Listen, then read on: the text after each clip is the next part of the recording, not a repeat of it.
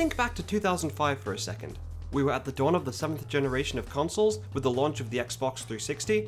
Christopher Nolan forever changed the way we see and hear Batman.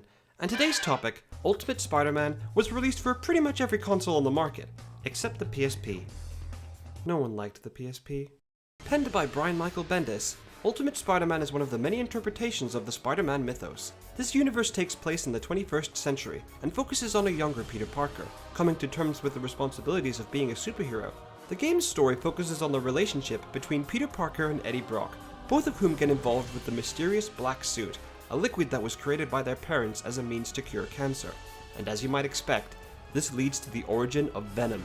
The game then jumps ahead 3 months, changing the events of the comics, as we learn that Spider-Man and Venom may be closer than just being old friends. The team behind the comics worked on the game, so as you might expect, the story and characters are very close to the source. It's honestly quite engaging. Because the game's plot is non-canon, absolutely anything can happen, so you'll never know who will show up next. Ultimate Spider-Man is sure to surprise you. The writing throughout is solid, just don't expect any major character development, since the game implies you've read the comics before playing the game. Despite this, the brilliant humor is carried over and never becomes irritating. Wait a second, are you fighting another superhero on the side?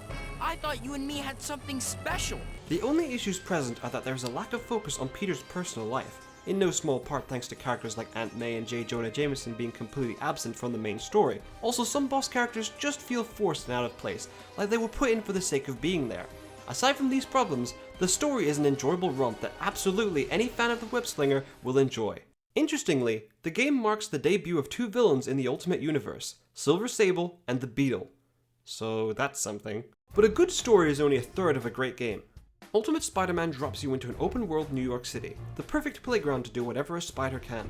The thing that makes Spider-Man games so appealing are the unique traversal mechanics, and it's no different here. The simplicity of just holding down a button and then letting it go to swing around feels very natural and responsive. Couple this with the inclusion of being able to climb a web line for extra height, or to quickly zip forward in a burst of speed, makes traversing New York City a very responsive and enjoyable experience. But doing this would eventually get dull, so the game spices things up with random crimes. It's always a thrill to quickly rush down to the scene of a crime and save the day, don't get me wrong. It's just that they're not frequent enough, making you swing around town for a few minutes before the next crime pops up. Now, it's not all about Spider-Man, even if the title says otherwise. Ultimate Spider-Man, while not being the first game to do this, gives you the chance to play as none other than Venom.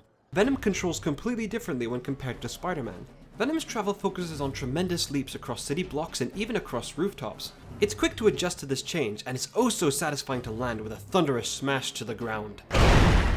This power does come at a price though.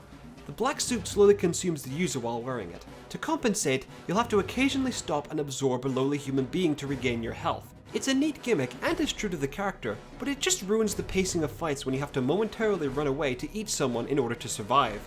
But at least it's, say it with me, oh so satisfying. So good. You can't free roam as Venom until after you've completed the story. While it's fun for about 5 minutes, the novelty does wear thin pretty quickly. Combat is rather simplistic, with no means to upgrade your character's movesets, but the game doesn't need it.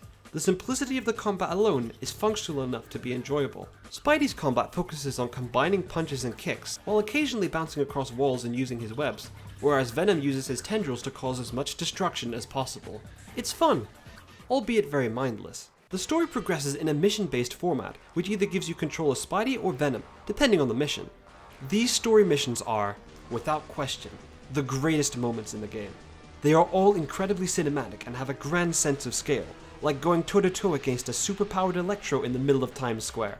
Needless to say, these set pieces are absolutely incredible, and are more than enough to recommend a purchase to just about anyone. But we now come to the biggest problem in Ultimate Spider-Man. The game is absurdly short, with the campaign being beaten in a meager 3 hours.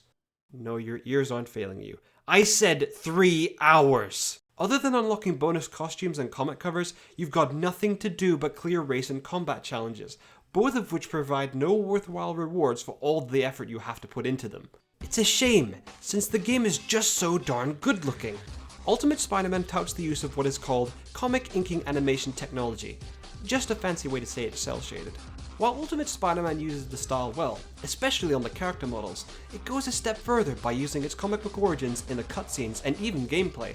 Panels can appear during boss fights, and transitions between scenes are done through stylish usage of comic book panels, and it all works flawlessly to create a visual appearance all its own. It's no slouch technically either. For the PS2, this draw distance is actually quite impressive, and even though there are infrequent moments of slowdown, the game runs incredibly well, with the occasional glitch here and there. The music is completely forgettable, while the voice acting is competent for the most part, while occasionally being, well... Leave my family alone. When all is said and done, I enjoyed Ultimate Spider-Man. Even though the story is an inexcusable 3 hours, those 3 hours are some of the best Spider-Man has to offer. This is easily one of the greatest games based on the character. If you're a Spider-Man fan, you owe it to yourself to find a copy of this game. It's really easy to find online and is relatively cheap too, so you've got no excuses. Regardless, this is TrueStorySeamus, and here is my message to my fellow contest participants. That feeling that just overwhelmed you? That's losing!